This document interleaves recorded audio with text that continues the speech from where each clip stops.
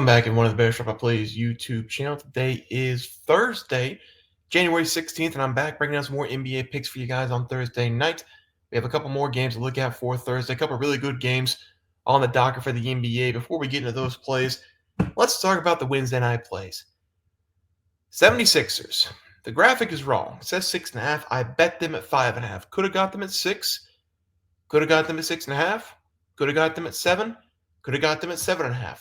I got the worst line out there at 5.5. Game goes to overtime. I really wish Maxey would have just missed that layup. 76ers just didn't feel like playing defense in overtime.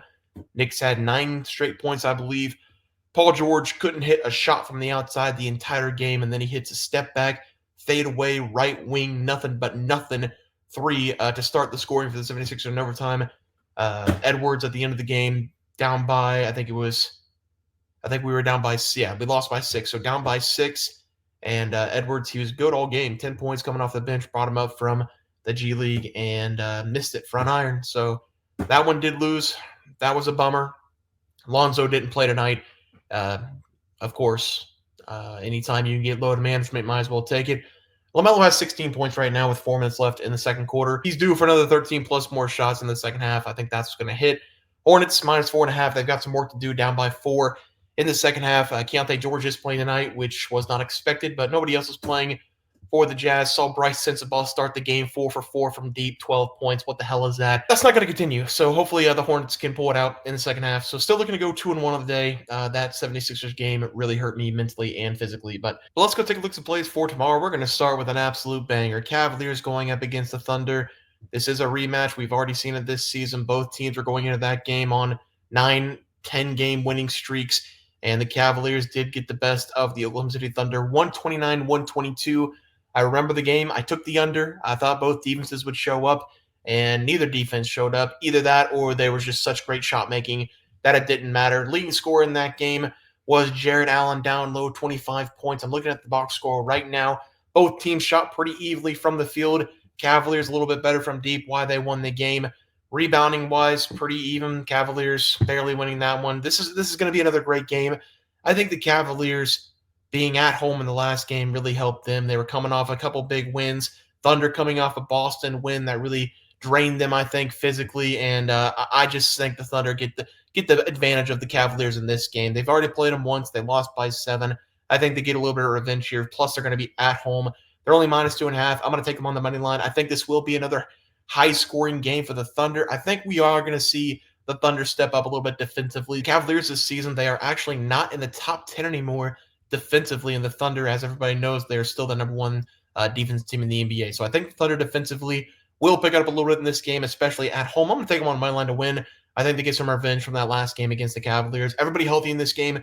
Everybody playing, as far as I know, NBA, anything can change, just like this Rockets game tonight. Nikola Jokic is supposed to be playing the entire time. Advantage for me. I took the Rockets money line on the member side. Nikola Jokic yanked from the lineup an hour before the game. So that's just what the NBA is nowadays. Right now, everybody's healthy. Everybody healthy in this game with the Thunder at home. I'll take them on the money line to win this game. For the next play, Rockets going up against the Kings. I did just mention I took the Rockets tonight. They are currently at 59-40 on the Denver Nuggets. So they're not really dealing with any sort of pressure in that game. They are on the road, though, going up against the Denver Nuggets. They're going to have to go on the road here going up against the Sacramento Kings. The Kings, they were the hottest team in the NBA. I took the Bucks on the member side yesterday. The Bucks dominated the Kings in every aspect of the game. They were up by 30 points at one point in that game. They ended up winning the game by 15, 130-115. So the Kings coming off of a loss, a 15-point loss after rattling off 7 consecutive wins.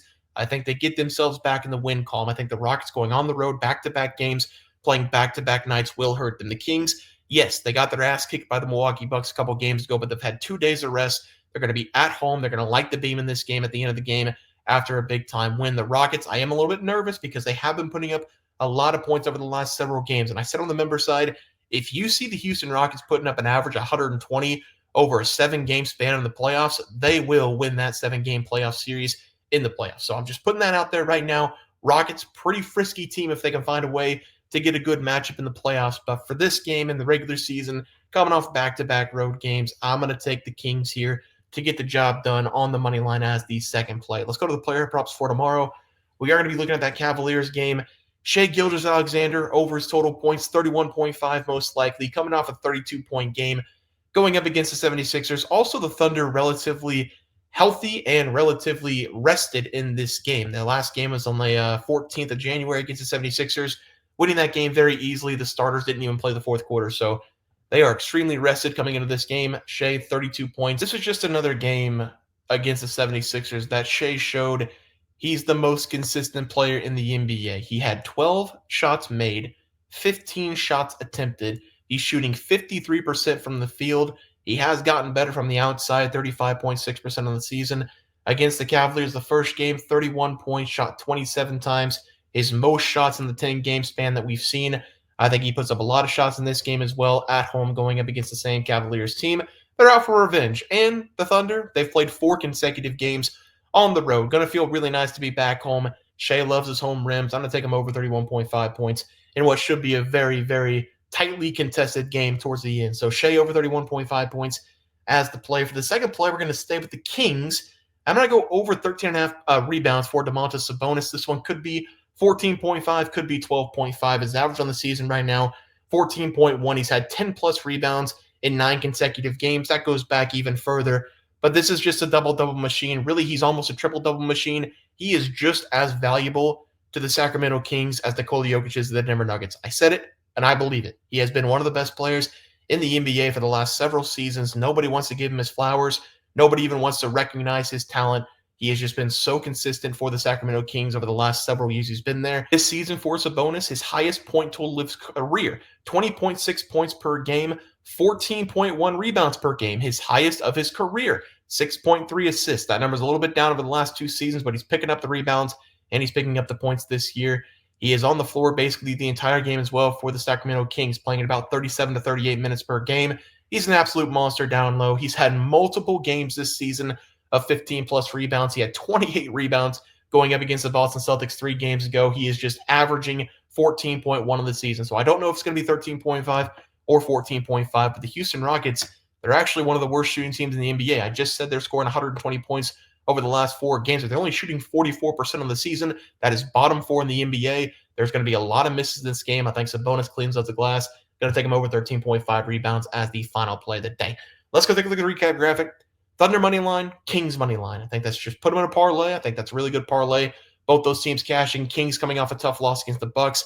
Thunder getting the revenge going up against the Cavaliers. We're going to go Domantas Sabonis over 13.5 rebounds going up against the Rockets. Rockets not a very good shooting team this season, even though they are shooting better over the last couple games. And SGA over 31.5 points going up against the Cavaliers in that rematch and revenge match for him. Guys, it's going to do it for the NBA plays and props for Thursday, January 16th slate of games.